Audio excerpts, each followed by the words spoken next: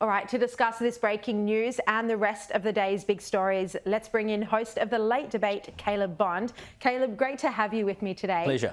So this seems to be the question. I mean, amazing that there have been signs of life heard, these banging sounds, really quite remarkable. No one expected it. But now the question, how to rescue these people in the short time left before the oxygen runs out? Well, it's at least a beam of hope, but again, we don't actually know what's causing these banging sounds. We hope it's people inside the vessel, but that's still not confirmed. So we don't want to get too far ahead of ourselves and say, well, we know they're there, because they may well not be.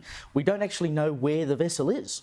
I mean, the vessel could, for all we know, be floating somewhere. We still haven't worked that out.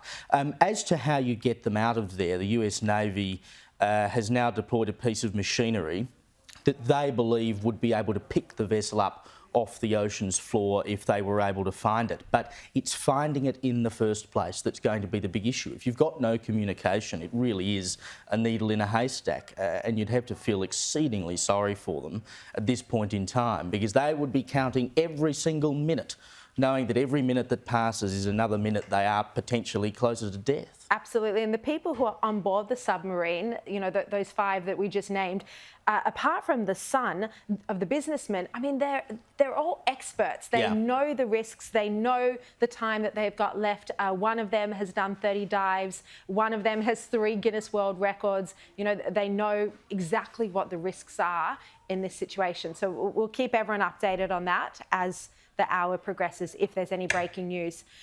Now let's go to another big story today, Caleb. Transgrid CEO Brett Redman, he's called for the New South Wales government to extend the life cycle of Eraring, the largest coal-fired power station. He said that it's needed as insurance for Australia's struggling energy supply. What's been the response by the New South Wales government, and do you think there is any chance that any Labor government is going to step in to extend the lifespan of a coal-fired power station? Well, I mean, the New South Wales Labor government has already indicated that, you know, they're open to anything, basically, but that's a very open-ended statement, right? It's not an unfair comment to make that, as an insurance policy, Eraring should be kept going. It supplies currently about half of New South Wales energy. It's due to be cut off in about August 2025, and that comes, of course, on the back of a number of other coal-fired power stations that will be shut down. The energy market operator has already said that if we are to meet our net zero targets by 2050, we need 10,000 kilometres of extra power lines, and we need to increase our solar and wind generation 9-fold, and that will come at a cost of about $13 billion. We simply aren't ready to do it yet. The fact that we are entertaining at this point turning off power stations that provide such extraordinary amounts of our power when we really don't have the power to make it up yet, I mean, we're signing our own death warrant. We've had protests now shutting down our major freight infrastructure for 3 days in a row. Blockade Australia climate activists causing the disruption proudly, claiming responsibility for this.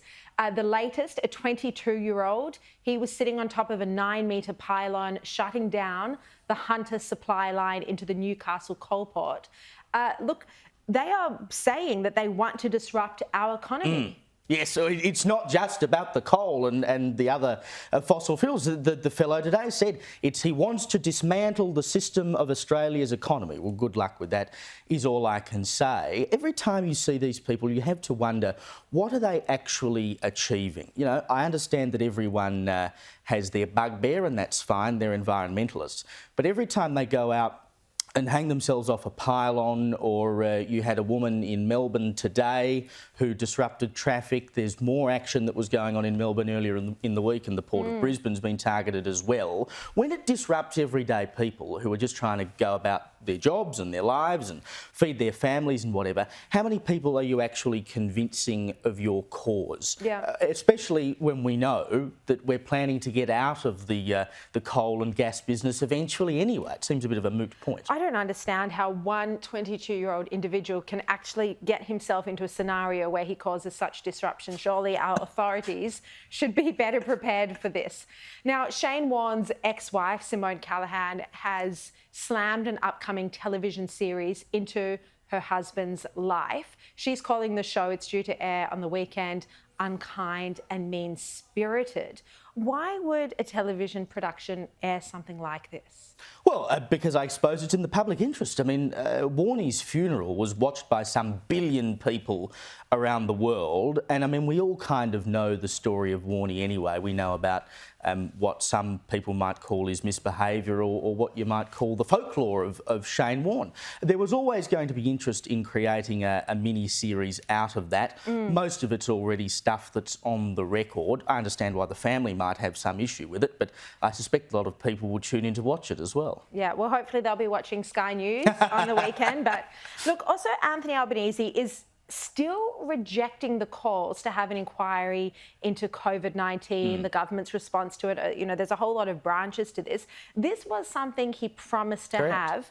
What's his excuse? What's he saying today about why he isn't holding this inquiry? Well, he's essentially saying, we don't really know if we can do it yet because we haven't reached the end of COVID. Well, for all intents and purposes, we have reached the end of COVID. The other flip side is we'll never reach the end of COVID. Well, I know, exactly, because the virus will probably exist in some form forever, right? So we can probably wait until 2090 to get that inquiry. But the time where we were seriously affected by it is long gone. If you can't have an inquiry now, which, as you note, was a promise prior to the federal election, then it will never happen. And what he risks happening, what the Prime Minister risks happening, is that if it goes into next year and it's launched next year, you're staring down the barrel of a federal election, and it could very well become a major election issue. You would think it's in his interest to get it done now, but he and many other leaders, I suspect, are scared about what might come out of such an inquiry. So the longer he can push it down the line, the better it is for him. Yeah, you wonder what terrifying results there might be that would lead to this resistance, and it wouldn't be pretty for the premiers, that's for sure. Kayla Bond, thank you very much for joining me. Pleasure.